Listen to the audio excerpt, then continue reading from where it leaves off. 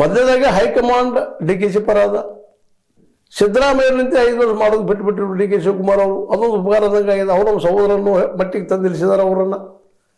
ಮತ್ತು ಇನ್ನೊಂದು ಜಗತ್ತಿನ ತಿಳ್ಕೊಬೇಕಾಗಿದ್ದೇನಪ್ಪ ಅಂದ್ರೆ, ಯಾವುದೇ ನಾಯಕ ಆದರೂ ಸಹಿತ ತನಗಾಗಿ ಎಷ್ಟು ಹೋರಾಟ ಮಾಡ್ತಾನೋ ತನ್ನ ಸಲುವಾಗಿ ಅಷ್ಟೇ ಪ್ರಮಾಣ ಇನ್ನೊಬ್ಬರ ಸಲ ಮಾಡೋದಿಲ್ಲ ಅನ್ನೋದು ಇದೆಲ್ಲರೂ ತಿಳಿದಂಥ ಸಾರ್ವಕಾಲಿಕ ಸಾರ್ವಜನಿಕರ ಸರ್ವರ ಅಭಿಪ್ರಾಯ. ಇವತ್ತು ಸ್ವತಃ ನಮ್ಮ ಸತೀಶ್ ಅವರು ಸಹಿತ ತಾವು ಬೆಳೆಸೋ ಎಷ್ಟು ಪ್ರಯತ್ನ ಮಾಡ್ತಾರೋ ಇನ್ನೊಬ್ಬರು ಸಲ ಪ್ರಯತ್ನ ಮಾಡೋದಿಲ್ಲ ಅನ್ನೋದು ಹೀಗಾಗಿ ಮಾತಾಡಿಕೊಳ್ಳೋದು ವಿಷಯ.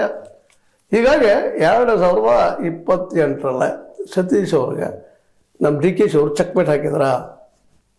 ಯಾಕಂದ್ರೆ ಇಷ್ಟು ಈಗ ನೋಡಿದ್ವಿ ನಾವು. ಈಗ ಮತ್ತೊಂದು ಹೇಳ್ತಾ ಇದ್ದ, ನಮ್ಗೆ CM ಸೀಟ್ ಕೊಡಲಿದ್ದಾರೆ ನಮ್ಮ ಪರಮೇಶ್ವರ್ ಅವರು, ದಲಿತ ಸಮುದಾಯ ನಮ್ಗೆ ಕೊಡಬೇಕು ಅಂತ ಇಟ್ಟಿದ್ದಾರೆ ಹೆಜ್ಜೆ. ಅಂದರೆ ಇದು ಸಹಿತ ನಮ್ಮ ಡಿ ಕೆ ಶಿ ಅವ್ರಿಗೆ ಓದಿರೋ ಟೈಮ್ ಬಾಂಬ್ ಸಲುವಾಗಿ ಮಾಡಿದ್ದಿರಬಹುದಿಲ್ಲ ಅಂತಲ್ಲ.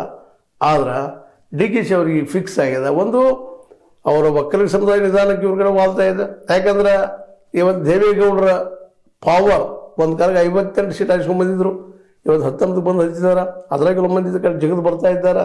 ಈಗೇನು ಉಳಿದ್ರೆ ಅಪ್ಪ ಮಕ್ಕಳು ಅಷ್ಟೇ ಉಳಿದ್ರೆ ಅಜ್ಜ ಮಗ ಮೊಮ್ಮಗ ಉಳಿದವ್ರು ಯಾರು ಅಂತ ಹೇಳ್ಕೊಂತಾರೆ. ನಾಯಕರಿಲ್ಲ. GT ದೇವೇಗೌಡರು ಬಂದು ಹೊರಗೆ, CM ಇಬ್ರಾಹಿಮ್ರು ಬಂದರು, ಎಲ್ಲರೂ ಬಂದರು.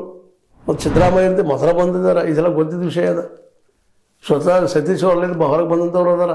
ಇವತ್ತು ಅದು ವೀಕ್ ಆಗ್ತಾ ಇದೆ. ಅದು ಇನ್ನು ಅಲ್ಲೇ ಭಾಗದಾಗ ಪವರ್ಫುಲ್ ಆಗಲಿಕ್ಕಿಲ್ಲ ಅನ್ನೋದು ಸಹಜವಾಗಿ ಒಕ್ಕಲಿಗರಿಗೆ ಕಾಣ್ತಾ ಇದೆ. ಹೀಗಾಗಿ ನಮ್ಮ ಲೀಡರ್ ಯಾರಪ್ಪ ಅಂತಂದ್ರೆ ಡಿ ಕೆ ಶಿವಕುಮಾರ್ ಅಂತ ಅವಾಜ್ ಹೆಚ್ಚಾಗ್ಲಿಕ್ಕತ್ತದ ರೀ. ತಮ್ಮ ಸಮಾಜದಲ್ಲೂ ಮಾಡಿಕೊಂಡ್ರು. ಇನ್ನುಳಿದ ಒಂದು 55-60 ಶಾಸಕರು ತಮ್ಮ ಬುಟ್ಟಿಲಿ ಇಳಿಸ್ಕೊಂಡ್ರು. ಜೊತೆಗೆ ನಂತರ ನಾನಪ್ಪ ಸಿದ್ದರಾಮಯ್ಯ ವಿಶ್ವಾಸ ಗಳಿಸೋಲ್ಲೂ ಯಶಸ್ವಿ ಆದರು. ಯಾಕಂದ್ರೆ ಅವರು ಸಿದ್ದರಾಮಯ್ಯಗೆ ಈ ಪರಿಸ್ಥಿತಿ ಬಂದು ನಿಂತಲ್ಲ, ನಮ್ಮ ಸೀಟ್ ಉಳಿದು ಸಾಕು 2028ರವರೆಗೆ ಮುಂದೆ ಅನ್ನುವಷ್ಟು ಮಟ್ಟಿಗೆ ಇವತ್ತು ವೀಕ್ ಆಗಿದ್ದಾರೆ. ಮತ್ತು ಈಗ ಅವ್ರಿಗೆ ಸಾಕ್ಷಿ ಏನಪ್ಪ ಅಂದ್ರೆ ಹೈಕಮಾಂಡ್ ಹೆಂಗೆ ಹೇಳ್ತದೆ ಹಂಗೆ. ಮೊದಲು ಹೇಳ್ತಿದ್ರು ಇದು ಸಿದ್ದರಾಮಯ್ಯನವರು ನಾನೇ ಕಲ್ತೀವಿ 22 ತನ ಅಂತೇಳಿ.